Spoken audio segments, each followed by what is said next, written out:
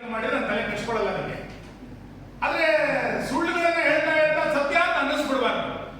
ಅದಕ್ಕೆ ನಾನು ಹೇಳಿದ್ದು, ಜಿಲ್ಲಾಧಿಕಾರಿಗಳು ಆದೇಶ ಮಾಡಿದ್ರು, ಅದಕ್ಕೆ ಮರುವಿನ್ಯಾಸಕ್ಕೆ ಶಿಲ್ಪಿ ತಯಾರದ. ಜಿಲ್ಲಾಧಿಕಾರಿಗಳು ಮರುವಿನ್ಯಾಸ ಬೇಡ ಅಂತಂದ್ರೆ ಬೇಡ, ಯಾರು ಬೇಡ ಬೇಕಿದ್ರು ನಾವು ಬೇಕು ಅಂತ ಹೇಳಿದ್ವಾ. ಶಿಲ್ಪಿ ರಿಕ್ವೆಸ್ಟ್ ಮಾಡಿದ್ರೆ ಜಿಲ್ಲಾಧಿಕಾರಿಗಳ ಅನುಮತಿ, ಅದಕ್ಕೆ ತರು ಪೊಲೀಸ್ ಬಂದೋಬಸ್ತ್ನಲ್ಲಿ ತೆರವಾಗಿತ್ತು. ಕಳ್ತನ ಅಂತ ಯಾರು ಹೇಳೋದು? ಅದನ್ನು ಬಿಟ್ಟು ಉಳಿದೆಲ್ಲ ಆರೋಪಗಳನ್ನು ಮಾಡ್ತಾ ಮಾಡ್ತಾ ತನಿಖೆಯನ್ನು ದಿಕ್ಕು ತಪ್ಪಿಸ್ತಾ ಇದ್ದೀರಿ.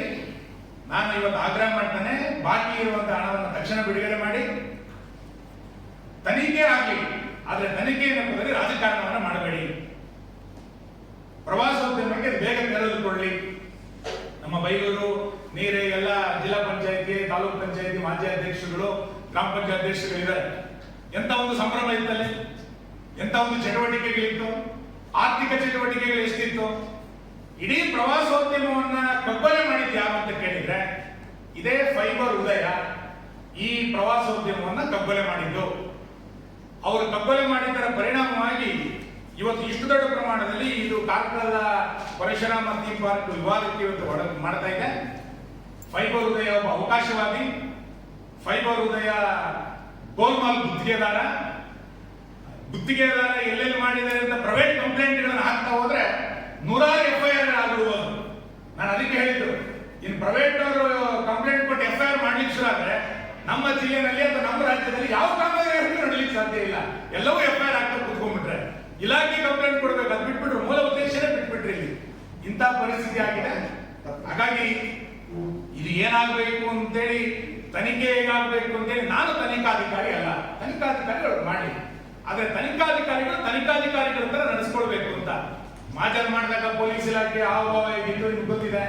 ಪ್ರಶ್ನಾವಳಿಗಳೆಲ್ಲ ಕೇಳ್ತಾ ಇರುವಂತಹ ಪ್ರಶ್ನೆಗಳು ನಾಳೆ ನಾನು ಬಹಿರಂಗ ಮಾಡ್ತೇನೆ, ಅದು ಹೇಗಿದೆ ಅಂತ ಗೊತ್ತಿದೆ. ಈ ಎಲ್ಲ ವಿಷಯಗಳಿಗೆ ಸಂಬಂಧಪಟ್ಟಂತೆ ನಾನು ಸರ್ಕಾರವನ್ನ ಮತ್ತು ಜಿಲ್ಲಾಡಳಿತವನ್ನು ಆಗ್ರಹವನ್ನು ಮಾಡುವಂಥದ್ದು, ಯಾವ ತರಾತುರಿ ಶಿಲ್ಪಿಯ ಬಗ್ಗೆ ನೀವು ತೆಗೆದುಕೊಂಡಿದ್ದೀರೋ ಅಷ್ಟೇ ಆಗ್ರಹ. ಯಾರು ಅಪಪ್ರಚಾರವನ್ನು ಮಾಡ್ತಾ ಇದ್ದಾರೆ ಅವ್ರ ಬಗ್ಗೆಯೂ ಕ್ರಮ ತಗೊಳ್ಳಿ. ಯಾರು ಸುಳ್ಳಿನ ಸರಮಾಲೆಗಳನ್ನು ಹೇಳ್ತಾ ಇದ್ದಾರೆ ಅವ್ರ ಮೇಲೆಯೂ ಕ್ರಮ ತಗೊಳ್ಳಿ. ಮತ್ತು ವಾಸ್ತವಿಕತೆ ಏನೇನು ದಾಖಲೆಗಳು ಹೇಳಿದೆ ನಾನು. ಇದು ಯಾವುದು ನಂದಲ್ಲ, ಇದೆಲ್ಲದೂ ಕೂಡ ಸರ್ಕಾರಿ ದಾಖಲೆಗಳು. ಜಿಲ್ಲಾಧಿಕಾರಿಗಳ ಆದೇಶ, ನಿರ್ಮಿತಿ ಕೇಂದ್ರದ ಆದೇಶ, NITK ಆದೇಶ, ರಸ್ತೆಗೆ ಅವರು ಹಾಕಿದ ಮಣ್ಣು, ಇದೆಲ್ಲದೂ ಕೂಡ ಅವರದೇ ಆದೇಶ, ನಮ್ದು ಯಾರು ಕೂಡ ಅಲ್ಲ.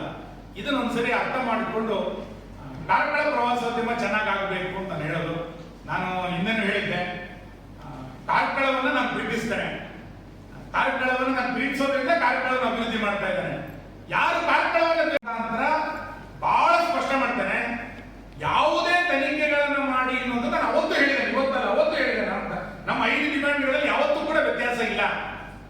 ಆದ್ರೆ ಕಳೆದ ವಾರ ನಿರ್ಮಿತಿ ಕೇಂದ್ರದ ಅಧಿಕಾರಿಗಳನ್ನ ಕರೆದವರು ಎನ್ಕ್ವೈರಿ ಮಾಡಿದ್ದು, ಗ್ಯಾರೇಜ್ ಮಾಲೀಕರನ್ನ ಕರೆದು ಎನ್ಕ್ವೈರಿ ಮಾಡಿದ್ದು, ಆಮೇಲೆ ಯಾರು ಲಾರಿಯಲ್ಲಿ ಸಾಗಿಸಿದ್ರು ಆ ಲಾರಿ ಡ್ರೈವರ್ಗಳನ್ನ ಎನ್ಕ್ವೈರಿ ಮಾಡಿದ್ದು, ಈ ಎಲ್ಲ ಪ್ರಶ್ನಾವಳಿಗಳನ್ನ ನಾಳೆ ನಾನು ಬಿಡುಗಡೆ ಮಾಡ್ತೇನೆ. ಪ್ರಶ್ನಾವಳಿಗಳು ತನಿಖೆಗೆ ಪೂರಕ ಆಗಿರಬೇಕು. ಕಾಂಗ್ರೆಸ್ ಹೇಳಿದಂತ ಪ್ರಶ್ನಾವಳಿಗಳು ಕೇಳೋದಲ್ಲ. ಇವತ್ತಿನ ತನಿಖೆಯ ಪ್ರಶ್ನಾವಳಿಗಳನ್ನ ಕಾಂಗ್ರೆಸ್ ಕಚೇರಿಯಲ್ಲಿ ಸಿದ್ಧ ಮಾಡಿದ್ದಾರೆ.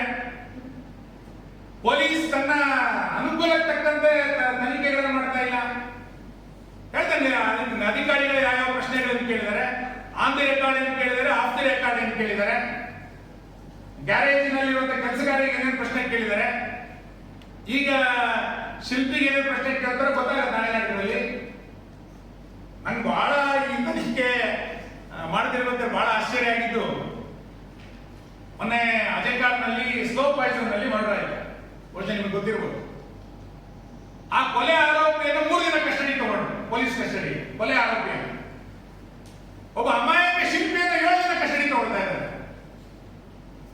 1 ವರ್ಷದಿಂದ ಇದು ಫೈಬರ್ ಪೆಂಚು ಅಂತ ಹೇಳಲಿಕ್ಕೆ ಇಲಾಖೆಗೆ ಆಗಲ್ಲ ಅಂದ್ರೆ ಇಲಾಖೆ ಬಗ್ಗೆ ಏನ್ ಹೇಳ್ಬೇಕು ನಾನು? 7 ದಿನ ಕಸ್ಟಡಿ ತಗೊಂಡು ಏನು ಅವನನ್ನ ಏನ್ ಮಾಡಿಸ್ಲಿಕ್ಕೆ ಕೊಟ್ಟಿದ್ರಿ? 2.25 ಕೋಟಿ ರೂಪಾಯಿಯ ಮೂರ್ತಿಗೆ 1.25 ಕೋಟಿ ರೂಪಾಯಿ ಬಿಡುಗಡೆ ಆಗಿತ್ತು, ಇನ್ನೂ ಉಳಿದ ಬಿಡುಗಡೆ ಮಾಡಲಿಲ್ಲ. ಆ ಹಣ ಬಿಡುಗಡೆ ಮಾಡಿ ಅಂತ ಹೇಳ್ತಾ ಇದ್ದಾರೆ. ಅದಕ್ಕೆ ತಯಾರಿಲ್ಲ ನೀವು. ಈಗ ನೀವು ಉಳಿದೆಲ್ಲ ವಿಷಯಗಳನ್ನ ಹೇಳಲಿಕ್ಕೆ ಶುರು ಮಾಡಿದ್ರಿ. ಮನೆಯಲ್ಲಿ ಕೂರ್ಬೇಕು, ಅದರ ವಿಧಾನಸೌಧದಲ್ಲಿ ಕೂರ್ಬೇಕು. ಯಾರು ಮನೆಯಲ್ಲಿ ಕೂರ್ಬೇಕು, ಯಾರು ವಿಧಾನಸೌಧದಲ್ಲಿ ಕೂರ್ಬೇಕು ಅನ್ನೋದು ಜನ ತೀರ್ಮಾನ ಮಾಡ್ತಾರೆ, ನೀವು ತೀರ್ಮಾನ ಮಾಡೋದಲ್ಲ. ಅದು ನಾನು ವಿಧಾನಸೌಧದಲ್ಲಿ ಇರಬೇಕು ಅಂತ ಜನ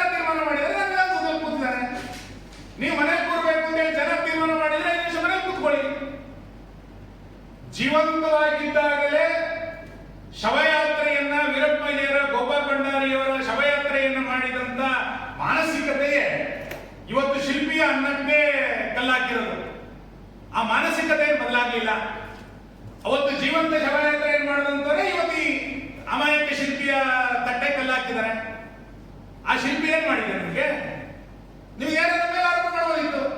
ಇವತ್ತು ಅದನ್ನು ಮಾಡಲಿಲ್ಲ, ಸುತ್ತು ಬಳಸಿ ಏನೇನೋ ಮಾಡಿ ತನಿಖೆನಲ್ಲಿ ಯಾರಾದೋ ಹೆಸರನ್ನ ಹೇಳಬೇಕು ಅಂತೇಳಿ ಪೊಲೀಸ್ ಇಲಾಖೆಯ ಮೇಲೆ ಒತ್ತಡವನ್ನು ಹಾಕುವಂತ ಪ್ರಯತ್ನಗಳು ನೀವು ಮಾಡ್ತಾ ಇದ್ದೀರಿ. ದೂರುದಾರರು ಕಾಂಗ್ರೆಸ್, ಮಾಜರ್ ಮಾಡಿದ್ದು ಕಾಂಗ್ರೆಸ್, ರಸ್ತೆಗೆ ಮಣ್ಣಾಕಿದ್ದು ಕಾಂಗ್ರೆಸ್, ಹಣ ಬಿಡುಗಡೆ ಮಾಡಲು ಇರೋದು ಕಾಂಗ್ರೆಸ್, ತನಿಖೆಗೆ ಪ್ರಶ್ನಾವಳಿಗಳನ್ನ ತಯಾರು ಮಾಡ್ತಾ ಇರುವಂತದ್ದು ಕಾಂಗ್ರೆಸ್.